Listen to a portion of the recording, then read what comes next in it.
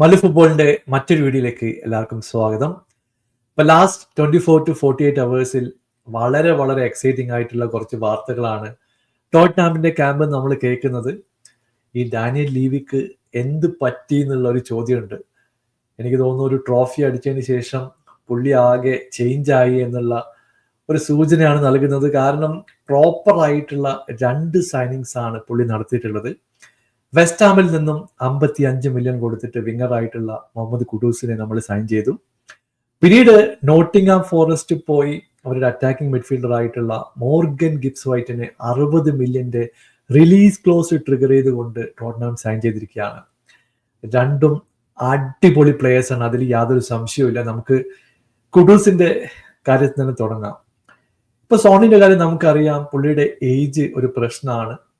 അടുത്ത വർഷം ചിലപ്പോൾ സ്പേഴ്സ് വിട്ടിട്ട് പുള്ളി പോകാൻ സാധ്യതയുണ്ട്. അതുകൊണ്ട് ഒരു പ്രോപ്പർ ആയിട്ടുള്ള വിങ്ങർ നമുക്ക് വേണ്ടത് അത്യാവശ്യമാണ്. റൈറ്റ് വിങ്ങിൽ ബ്രണ്ടൻ ജോൺസൺ ഉണ്ട്, ലെഫ്റ്റ് വിങ്ങിൽ ടെലിനോ അല്ലെങ്കിൽ ഓഡിബോട്ടിനോ ഒക്കെ കളിക്കാം. പക്ഷേ ഫിസിക്കൽ ആയിട്ടുള്ള ഒരു ഓപ്ഷൻ നോക്കി കഴിഞ്ഞിട്ടുണ്ടെങ്കിൽ നമുക്ക് കുറവാണ്. ഈ എല്ലാ ബോക്സുകളും ടിക്ക് ചെയ്യാൻ പറ്റുന്ന ഒരു പ്ലെയർ ആണ് മുഹമ്മദ് കുഡൂസ്. സ്പീഡ് ഉണ്ട്, അജിലിറ്റി ഉണ്ട്, 1-on-1 ഡ്രിബിൾ ചെയ്തിട്ട് വിങ്ങിലൂടെ ബോൾ കൊണ്ടുപോകാൻ പറ്റും. ഇവിടെ തോമസ് ഫ്രാങ്കിന്റെ സിസ്റ്റം നോക്കി കഴിഞ്ഞിട്ടുണ്ടെങ്കിൽ കൗണ്ടറൊക്കെ വരുന്ന സമയത്ത് ഏറ്റവും കൂടുതൽ 6 റണ്ണ് നടത്തി ചിലപ്പോൾ ഗോൾ സ്കോറിംഗ് ഓപ്പർച്യൂണിറ്റിയോ അല്ലെങ്കിൽ ഗോൾ സ്കോർ ചെയ്യാനുള്ള ഒരു സാധ്യത കുഡൂസിനുണ്ട്. പുള്ളിക്ക് നല്ല രീതിയിൽ അസിസ്റ്റ് കൊടുക്കാൻ പറ്റും, അതുപോലെ തന്നെ സ്കോർ ചെയ്യാനുള്ള കേപ്പബിലിറ്റി ഉണ്ട്. എനിക്ക് തോന്നുന്നു 55 മില്യൺ എന്ന് പറയുന്നത് ഒരു ഡീസെന്റ് ഫെയർ പ്രൈസ് ആയിട്ടാണ് തോന്നിയത്. ഫ്രാങ്കിന്റെ സിസ്റ്റത്തിൽ പുള്ളി വന്നു കഴിഞ്ഞിട്ടുണ്ടെങ്കിൽ കുറച്ചുകൂടി ഇമ്പ്രൂവ്മെന്റ് ഒരു സിസ്റ്റം വൈസ് കൊണ്ടുവരാൻ നമുക്ക് സാധിക്കുന്നുള്ള കാര്യത്തിൽ യാതൊരു സംശയവുമില്ല. ഇപ്പൊ ഗിബ്സ് വൈറ്റിന്റെ കാര്യം മീഡിയയിലൊന്നും ഉണ്ടായിരുന്നില്ല. പുള്ളിയെ സൈൻ ചെയ്യുന്നത് ഞാൻ ഒരിക്കലും പ്രതീക്ഷിച്ചില്ല. പക്ഷേ ഡാനിയൽ ലീവിയും ബോർഡും പോയി റിലീസ് ക്ലോസ് ട്രിഗർ ചെയ്തുകൊണ്ട് ഗിബ്സ് വൈറ്റിനെ വാങ്ങി ടീമിലേക്ക് എത്തിച്ചു. ഇപ്പൊ മെഡിക്കൽ പെൻഡിങ് ആണ്, അതുകൂടി നടന്നു കഴിഞ്ഞിട്ടുണ്ടെങ്കിൽ പുള്ളി ഒരു ടോട്ടൻഹാം പ്ലെയർ ആയിട്ട് സൈൻ ചെയ്യാൻ പോവുകയാണ്. 60 മില്യൺ എന്ന് പറഞ്ഞു കഴിഞ്ഞിട്ടുണ്ടെങ്കിൽ എനിക്ക് തോന്നുന്നു ഒരു ഡീസെന്റ് ആയിട്ടുള്ള ഡീലാണ്.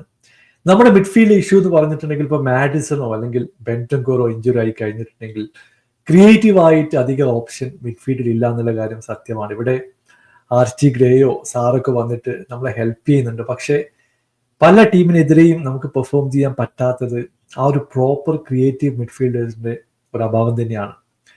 എനിക്ക് തോന്നുന്നു മോർഗൻ ഗിബ്സ് വൈറ്റ് വരുന്നതോടെ ആ ഒരു ഇഷ്യൂ ഒരു പരിധി വരെ ഹെൽപ്പ് ചെയ്യാൻ പറ്റും. പുള്ളിക്ക് അറ്റാക്കിംഗ് വൈസ് ബോൾ ക്യാരി ചെയ്യാനുള്ള കേപ്പബിലിറ്റി ഉണ്ട്, ഹാഫ് സ്പേസിലേക്ക് മൂവ് ചെയ്യാനും പുള്ളിയുടെ ആ ഒരു ഫുട്ബോൾ റീഡിങ് കേപ്പബിലിറ്റി ഒക്കെ നല്ല രീതിയിൽ തന്നെ നമുക്ക് യൂട്ടിലൈസ് ചെയ്യാൻ സാധിക്കും.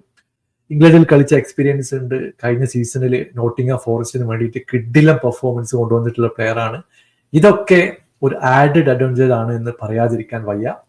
അങ്ങനെ പ്രോപ്പർ ആയിട്ടുള്ള 2 സൈനിങ് കൊണ്ടുവന്നിട്ടുണ്ട്. ഇനി ഒരു മിഡ്ഫീൽഡർ കൂടി നമ്മൾ നോക്കുന്നു എന്നുള്ള വാർത്ത ഫാബ്രീസിയോ റൊമാനോ ഒക്കെ ഇപ്പൊ കൺഫേം ചെയ്യുന്നുണ്ട്. അതിനിടെ ബ്രെഡ്ഫോർഡിൽ നിന്ന് വിസയെ സൈൻ ചെയ്യാൻ വേണ്ടിയിട്ട് നമ്മളൊരു അറ്റംപ്റ്റ് നടത്തി എന്നുള്ള വാർത്ത കേൾക്കുന്നുണ്ട്. പക്ഷേ നോട്ടിംഗ്ഹാം ഫോറസ്റ്റ് റീപ്ലേസ്മെന്റ് ആയിട്ട് 25 മില്യൺ ഒരു ബിഡ് ബ്രെഡ്ഫോർഡിന് കൊടുത്തിട്ടുണ്ട്. ബ്രെഡ്ഫോർഡിന്റെ വാല്യൂഷൻ ഒക്കെ പറയുന്നത് 50 മില്യൺ ആണ്. ഇപ്പൊ വിസയ്ക്ക് 50 മില്യൺ ഉണ്ടോ എന്ന് ചോദിച്ചു കഴിഞ്ഞിട്ടുണ്ടെങ്കിൽ എൻ്റെ ഒരു പേഴ്സണൽ അഭിപ്രായത്തിൽ ഇല്ല എന്ന് തന്നെ പറയേണ്ടി വരും.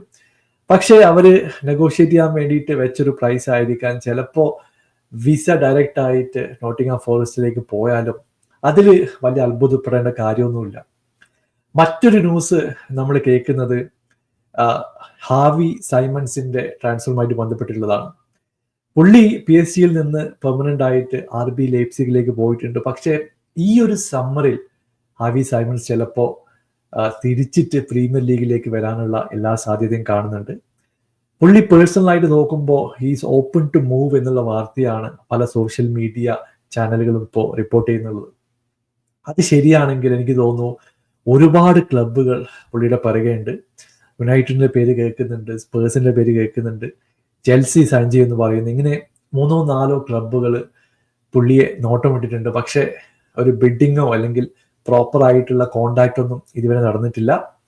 മറ്റൊരു ന്യൂസ് നമ്മൾ കേൾക്കുന്നത് ആർസണലിന്റെ സൈഡിൽ നിന്നാണ്. ആർസണൽ ചെൽസിയിൽ നിന്ന് 60 മില്യൺ കൊടുത്തിട്ട് യോനി മധുവയ്ക്ക് സൈൻ ചെയ്തിട്ടുണ്ട്. ഞാൻ മല്ലു ആർസണൽ ടോക്സിന്റെ ഒരു ചാനലിൽ ഇന്നൊരു ഡിസ്കഷൻ ഉണ്ടായിരുന്നു. അതിൽ അവരൊക്കെ പറഞ്ഞിട്ടുള്ള പ്രധാനപ്പെട്ട ഒരു കാര്യം, ആർസണലിൽ ഈ ഒരു സീസണിന്റെ ഫസ്റ്റ് പ്രയോറിറ്റി എന്ന് പറയുന്നത് ഒരു സ്ട്രൈക്കറാണ്. ഇപ്പൊ ഈ ഓക്കറേഷന്റെ ഡീല് കഴിഞ്ഞ കുറെ ആഴ്ചകളായിട്ട് ഇന്ന് നടക്കും അല്ലെങ്കിൽ ഇന്ന് ബിഡ് ചെയ്യും, പക്ഷെ വാല്യൂഷൻ നോക്കി കഴിഞ്ഞിട്ടുണ്ടെങ്കിൽ ആ ഒരു 20 മില്യൺ ഡിഫറൻസ് ഇപ്പോഴും ഉണ്ട് എന്നാണ് കേൾക്കുന്നത്. സ്ട്രൈക്കറെ മാറ്റി നിർത്തി വീണ്ടും ഒരു വിങ്ങറെ എന്തിനാണ് കൊണ്ടുവരുന്നത് എന്നുള്ള കാര്യം നമുക്ക് മനസ്സിലാവുന്നില്ല.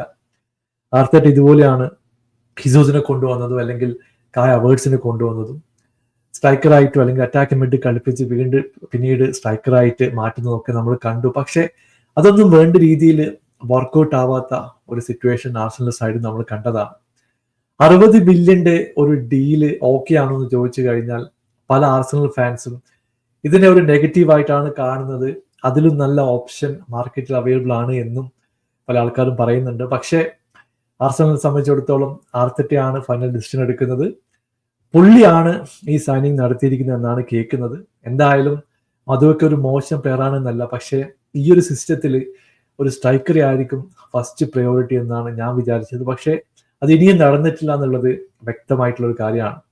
ഇപ്പോൾ ഓഷിമാന്റെ കാര്യം നമുക്കറിയാം, പുള്ളിയും ഗലാറ്റസറയിലേക്ക് തിരിച്ചു പോകും എന്നുള്ള ഒരു രീതിയിലാണ് കാര്യങ്ങൾ മുമ്പോട്ട് പോകുന്നത്. 75 മില്യന്റെ ഒരു റിലീസ് ക്ലോസ് പുള്ളിയുടെ കോൺട്രാക്റ്റിലുണ്ട്. പക്ഷെ അൽ ഹിലാല് പുള്ളിയെ സൈൻ ചെയ്യാൻ വേണ്ടി റെഡിയാണ്, പക്ഷെ പുള്ളിക്ക് പോകാൻ താല്പര്യമില്ല. അപ്പോൾ അവൈലബിൾ ആയിട്ടുള്ള ഒരു ഓപ്ഷൻ എന്ന് പറയുന്നത് ഗലാറ്റസറായി കൊണ്ട് നെഗോഷിയേറ്റ് ചെയ്ത് ആ ഒരു കോൺട്രാക്ട് ട്രിഗർ ചെയ്യിക്കുക എന്നുള്ളതാണ്. എന്തായാലും നപ്പോളിക്ക് വേണ്ടി ഓഷിമാൻ കളിക്കാൻ പോകുന്നില്ല എന്നുള്ള കാര്യം ഏതാണ്ട് ഉറപ്പായി കഴിഞ്ഞു. അങ്ങനെ എക്സൈറ്റിംഗ് ആയിട്ടുള്ള ഒരു സ്റ്റേജിലൂടെയാണ് ഇപ്പോൾ ട്രാൻസ്ഫർ വിൻഡോ മുമ്പോട്ട് പോകുന്നത്. നിങ്ങളുടെ അഭിപ്രായം താഴെ അറിയിക്കുക. പുതിയൊരു വീഡിയോയുമായി വീണ്ടും കാണാം. Thank you so much for watching. Bye for now.